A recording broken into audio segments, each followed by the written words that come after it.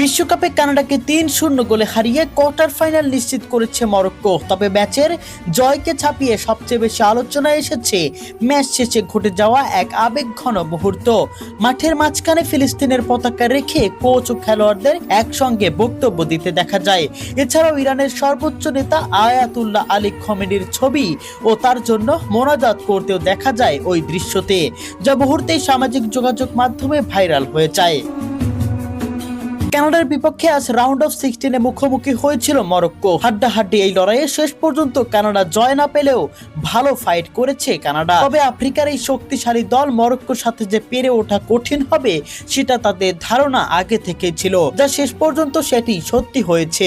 ৩-০ গোলে কানাডাকে উড়িয়ে দিয়েছে মরক্কো। তবে সেসব ছাপিয়ে এদিকে সামাজিক যোগাযোগ মাধ্যমে আরো কিছু ছবি ছড়িয়ে পড়ে, যেখানে মরক্কোর কয়েকজন ফুটবলারকে মোনাজাতে অংশ নিতে দেখা যায়। বিভিন্ন পোস্টে দাবি করা হচ্ছে এটি আলী খামেনি এর জানাজা ও দাফনের দিনের সঙ্গে সম্পর্কিত।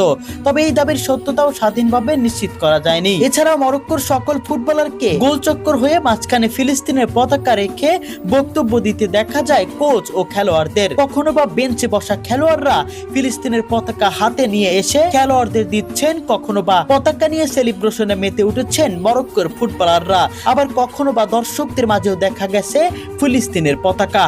দর্শক, আমেরিকার মাটিতে মরক্কোর এমন দৃশ্য আপনাদের কাছে কেমন লেগেছে কমেন্ট বক্সে অবশ্যই জানিয়ে যাবেন।